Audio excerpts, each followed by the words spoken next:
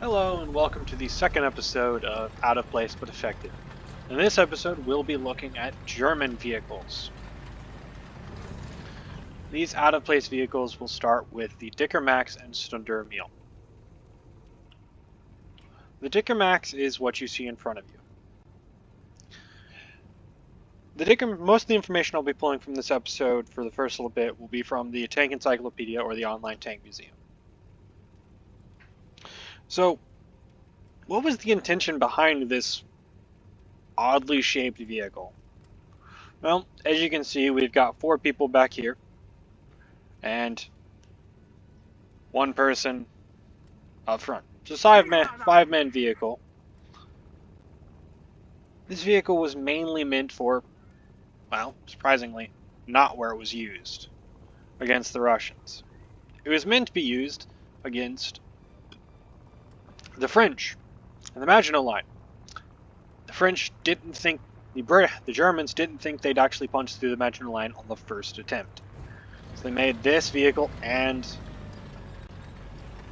the Stunder Emil as a bunker buster, having the ability to punch through even the heaviest of Russian or French bunkers. I'm sorry for the low frames. But as you can see, it very effectively went through that T-34 at around 400 meters. That's pretty far. This 10.5 centimeter gun, or 105 millimeter gun, gave it heavy stopping power, but made it difficult to use.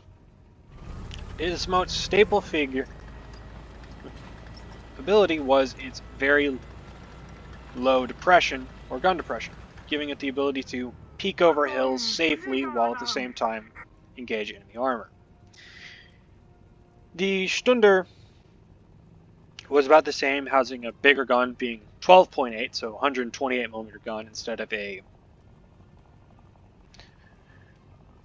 105 millimeter gun, giving it a little more stopping power. Each vehicle was meant for breaking through the Maginot Line and punching through. They were made, they had a good number of them, but then were reused in the fight against the Russians, when Russian armor performed very much better than the Germans thought they would. The only downside was, well, in the Russian winter, you'd get pretty cold in that open top vehicle. And while they do have a nice little cover, that's not going to do much. It was more meant for keeping rain from hitting them. They also have a gunner sight, a periscope, 2 periscopes. As you can see right here, we're sitting in the commander's position, looking at the gunners, the commander's, well, actually, that would be the loader's sight. There's the gunner's sight right there, as you see it maneuvers with the gun.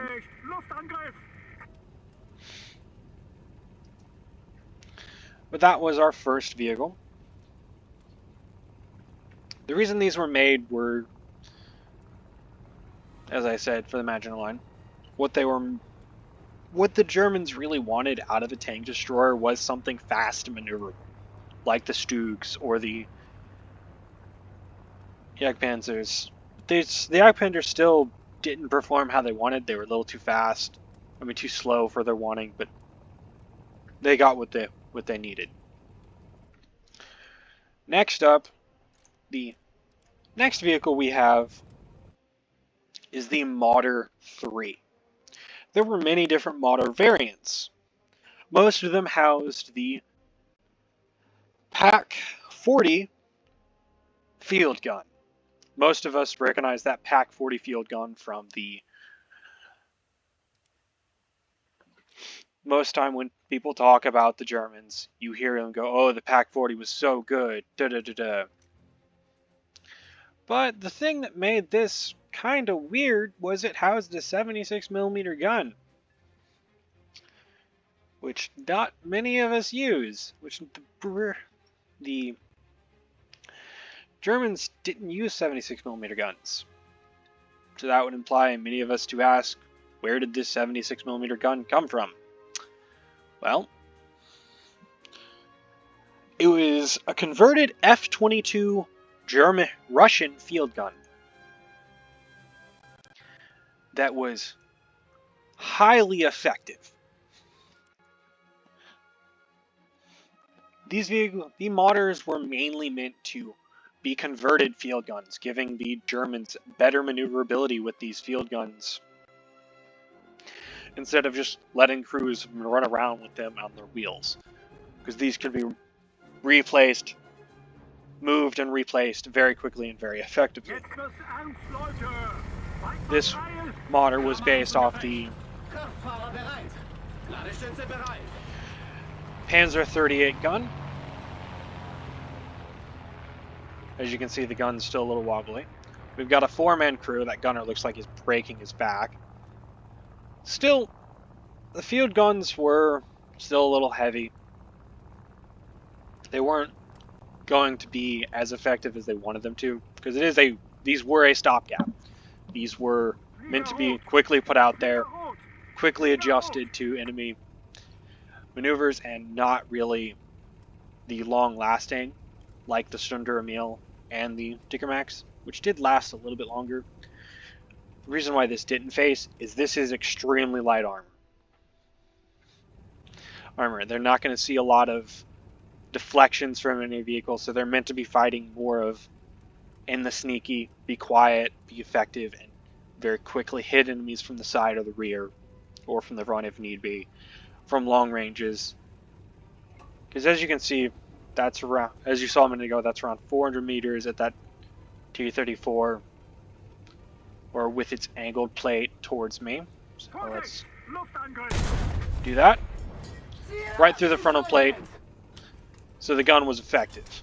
I don't think I can go through that KV-1 over there, but actually, no, that's a T-44, so not important. But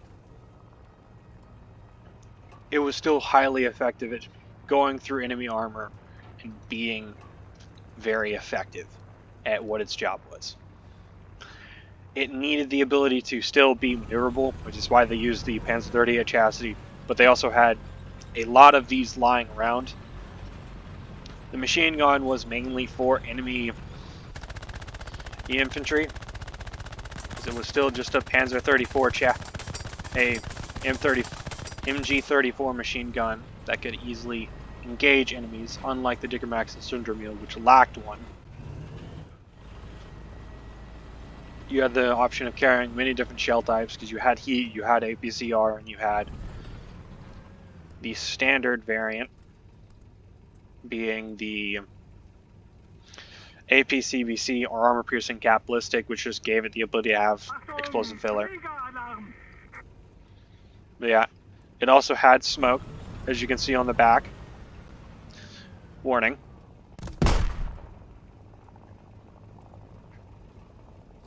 Now you have defensive smoke that you just back away from.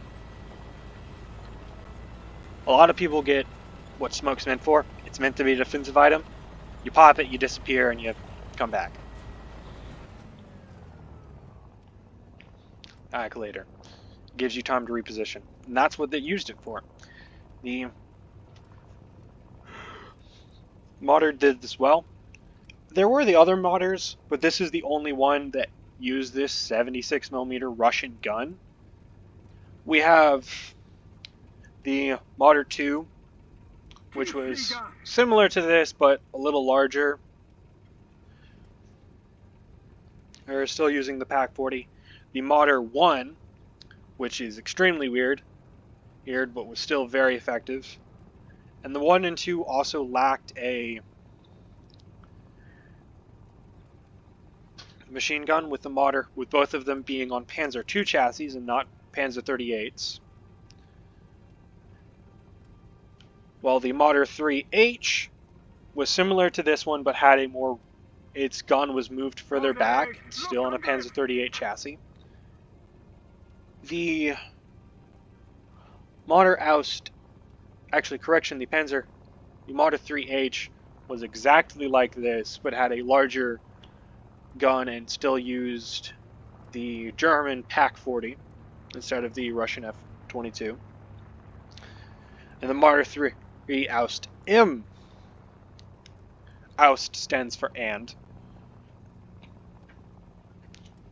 Was on a heavily modified Panzer 38 chassis with a sloped frontal plate, more sloped than this one, and a rear-mounted gun. All of these vehicles gave it the ability to quickly re-engage and engage enemy light armor from a distance while being safe behind either camouflage or some kind of cover. Because generally they'd sit in a position similar to something like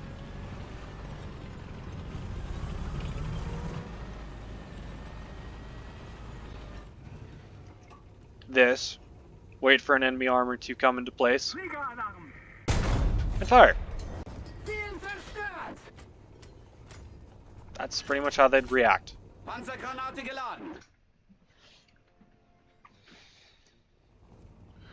And this was most German anti-tank or tank destroyer doctrine. This was 3 out of the 4, and I'll quickly give you a little look at the Stundermühle to give you a show of how big it is. But generally these vehicles were a lot taller than the Germans wanted them, with them being a lot less armored. See? This thing's massive.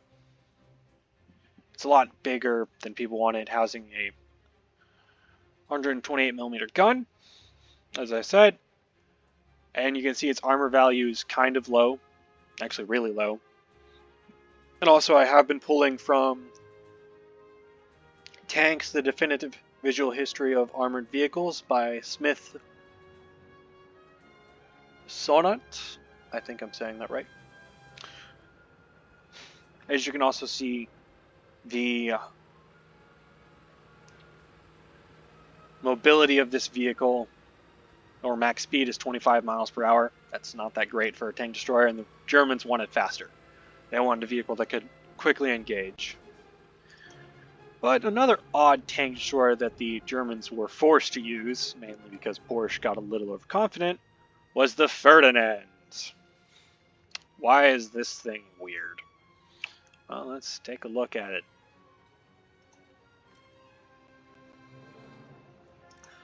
Inside, we see a very odd thing of, there's 2 engines. Why are there 2 engines? Well, these 2 engines are diesel engines. You see those circles on the front house a diesel electric engine, which is what gave it its special name. But we're not really here to look at the Ferdinand, we're here to look at its command tank, or as Porsche like to call it, the Tiger P. A lot of people don't know this, but the Tiger wasn't the only competitor for the Tiger slot. The Tiger H, as we know it, or the Tiger Heinkel, I'm going to go with Heinkel, was Heinkel's variant of the Tiger. As you can see, this is the Tiger P. It's a forward-mounted turret, very maneuverable, made by Porsche, housing the same diesel-electric engine as you can see me there.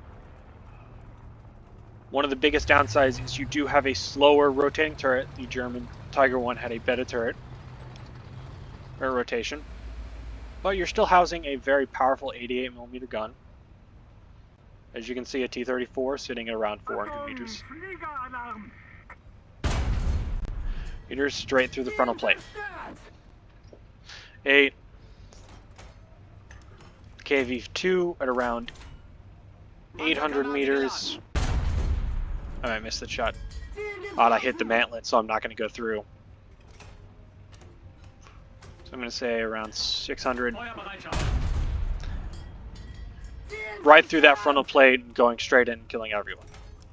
It's very effective.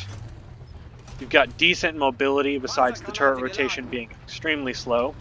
A great reverse gear. You're in a great forward gear. Its only downside is the climbing ability. This engine in reality is going to burn. The tank itself is too heavy for the engine. I can't actually, War Thunder's not that good enough to where it'll actually light on fire if I overwork the engine, but in real life, there are no surviving variants of this vehicle. There are 2 Ferdinands left. We have one and the Russians have the other. There are no surviving Tiger Ps because most of them were sent to the Eastern Front. A lot of these vehicles were converted into the Ferdinands or Elephants, depending on which model you want to get. But as you can see, I slowed down. The Tiger doesn't really slow down that much when it comes to hills, and yeah. Most of these vehicles would burn. They would climb hills, they would burn, and the Ferdinand, as you can also see, this one has a whole mounted machine gun. The Ferdinand, as you saw a minute ago, I probably don't think if you did see it or not, does not house a machine gun on its hull. It didn't even have a machine gun beside the 80mm gun. So that gave it very weak against infantry. So if it didn't hurt itself when going up a hill, it would hurt itself when getting into contact with enemy infantry, which on the Russian front, you're going to see a lot of infantry. But this vehicle still was a very interesting vehicle. Using that diesel electric engine was the first of its kind and only of its kind. But you can also see that it does have the anti-magnetic mine stuff on there. And this variant is the command variant, as you can see by the 2 antennas on there. So you've got a lot of capability for what it could do. It's a little slow on the turn, but it got the job done and was able to engage armor. But generally this thing, there are no recorded efforts of it, so I can't give you an example of its combat record. Because we know that the Russians were highly afraid of the other vehicles I mentioned when they were seen, but they could still be dealt with when they were engaged.